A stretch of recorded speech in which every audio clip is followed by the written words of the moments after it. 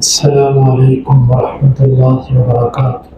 سورۃ الانعام آیت نمبر 63۔ اعوذ باللہ السمیع العلیم من الشیطان الرجیم من ہمزہ ونفخہ ونفثہ قل من ینجیکم من ظلمات البر والبحر، آپ کہہ دیجئے تمہیں خشکی اور تری یعنی سمندر کے اندھیروں سے نجات کون دیتا ہے؟ جس وقت تم نکل جاتے ہو صحراؤں کے اندر، صحراؤں میں تمہیں رستے بھول جاتے ہیں۔ صحرا میں بندہ دن کے وقت بھی گم ہو جائے تو رستہ ملنا مشکل ہوتا ہے۔ صحرا کیا ہوتا ہے؟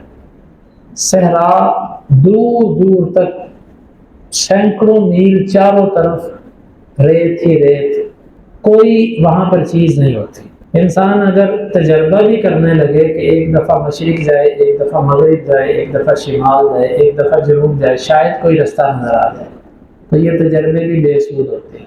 تم جب صحراؤں کے اندر رستے بھول جاتے ہو، بھٹک جاتے ہو دن کے وقت یا رات کے اندھیروں میں، تمہیں وہاں سے نجات کون دیتا ہے؟ یا سمندر کے اندر جب تم رستے بھول جاتے، کشتیاں ہواؤں پر چلتی تھی، ضروری نہیں کہ ہوا آپ کو اس طرف لے کر جائے کہ جس طرف آپ جانا چاہتے ہیں۔ ہمارے بعض دفعہ کشتیوں کو اس سمت لے جاتی جو بالکل الٹ ہوتی، وہاں سے بعض دفعہ رستے بھی بھول جاتے ہیں۔ تو الغرض تم زمین پر ہو یا سمندر میں ہو، جب تم کسی بھی قسم کے اندھیرے میں پھنستے ہو، رستہ بھولتے ہو، کسی بھی مصیبت میں آتے ہو، تو تم کس کو پکارتے ہو؟ جب تمہارے سارے اسباب ہٹ جاتے ہیں پھر تم اللہ کو پکارتے ہو۔ یہ ایک انسانی فطرت بیان کی گئی ہے، کوئی جتنا بھی کافر ہو وہ مصیبت میں بالآخر اللہ کی طرف خود بخود ہوتا ہے۔ انسان اللہ کا انکار اس وقت تک کرتا ہے جب تک اس کا دماغ چلتا ہے، لیکن جب اس کو اپنے دماغ کی چلاکی بند ہوتی نظر آتی ہے تو پھر یہ اپنی اصل فطرت کی طرف لوٹنا چاہتا ہے، لیکن اس وقت وہ ہو نہیں سکتا۔ اسی لیے فرعون کو جب موت نظر آئی تو اس کی وہ چلاکیاں ختم ہو گئی اور وہ کہنے لگا کہ میں اس پر ایمان لاتا ہوں جو موسیٰ اور ہارون کہہ رہا تھا، لیکن اس وقت وہ فائدہ نہ دیا اس نے اس کو۔ تدعونہ تضرعا وخفیا، تم اس اللہ کو پکارتے ہو عاجزی کے ساتھ اور آہستگی سے۔ یہ دو چیزوں کا اللہ نے ذکر کیا جو در حقیقت ان کی کمزوری بیان کی جا رہی ہے، لیکن ان دو صفات کے اندر دعا کے کرنے کا ایک ادب ہے کہ اللہ سے جب بھی مانگا جائے تضرع اور خفیہ اس کیفیت۔ اسی لیے تو اللہ نے ان کی خاص کیفیت کا ذکر کیا کہ اس وقت تم بڑے اچھے طریقے سے مانگتے ہو کہ تمہاری دعا کے اندر پوری عاجزی ہوتی ہے، یہی دعا قبول ہوتی ہے۔ خفیہ بڑی آہستگی سے تم اللہ کو پکارتے، چھپ کے پکارتے۔ ان انجانا من هذه لنكونن من الشاکرین، اگر اس نے ہمیں اس سے نجات دی ہم ضرور شکر کرنے والوں میں سے ہو جائیں گے۔ مصیبت کے وقت تم ایسے کہتے ہیں قل اللہ ینجیکم منہا ومن کل کرب، آپ کہہ دو تمہیں اللہ اس سے بھی نجات دیتا ہے اور ہر قسم کی مصیبت سے۔ اس آیت کو پڑھنے کے بعد اگر ہمارے ایمان پھر بھی کمزور رہے، ہمارا اللہ پر توکل نہ بنے، تو اس کا مطلب ہے کہ ہم قرآن کے ساتھ صرف اور صرف لفظوں سے ہمارا ایک تعلق ہے۔ ہر قسم کی مصیبت سے نجات اللہ دیتا ہے، وہ بیماری ہو، وہ قانونی کیس ہو، وہ لوگوں کے معاملات اور جھگڑے ہوں، وہ کچھ بھی ہو، ہر قسم کی مصیبت سے نجات میرا اللہ دیتا ہے۔ تو ہم اللہ کو پکارتے اس وقت ہیں کہ جب دنیا کے سارے اسباب ختم ہو جاتے ہیں، جبکہ ہمیں دنیا کے اسباب اختیار کرنے سے پہلے دعا کرنی چاہیے، پھر اسباب اختیار کرنے چاہیے، کیونکہ اللہ ہی ہے جو ہر قسم کی مصیبت سے نجات دیتا ہے۔ ثم انتم تشركون، پھر تم شرک کرتے ہو۔ قل هو القادر على ان يبعث عليكم عذابا من فوقكم او من تحت ارجلكم او يلبسكم شيعا، اللہ اس بات پہ قادر ہے تمہارے اوپر تمہارے نیچے سے عذاب دے۔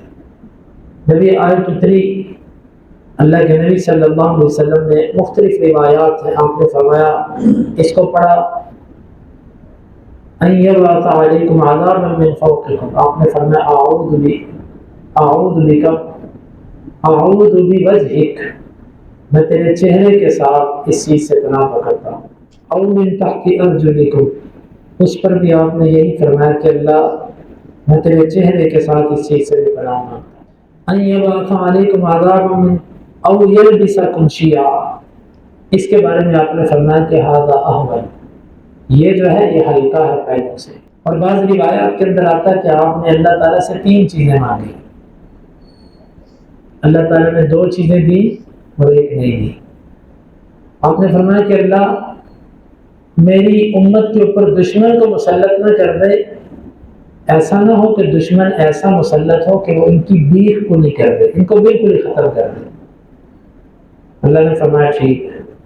پھر کہا کہ اللہ میری امت کو کسی ایسے عذاب کے ساتھ ہلاک نہ کر دینا جو عذاب پہلی امتوں پر آئے، وہ قحط سالی ہو، وہ کسی بھی طرح کا عذاب ہو، وہ آسمان سے کوئی چیز گرے، زمین سے کچھ ہو، اللہ میری ساری امت کو اس عذاب میں نہ پکڑنا. اللہ تعالیٰ نے فرمایا ٹھیک، یہ بھی قبول ہوگی. تیسرا آپ نے یہ کہا تھا کہ اللہ میری امت آپس کے اندر اختلاف نہ کرے، لڑائی نہ کرے. فرمایا یہ نہیں ہوگا، یہ باقی رہے گا. وَلَٰكِنَّ التَّحْرِيشَ بَيْنَهُمْ، آپس کے اندر بھڑکاوا، آپس کے اندر ایک دوسرے سے اختلاف یہ چلتا رہے گا.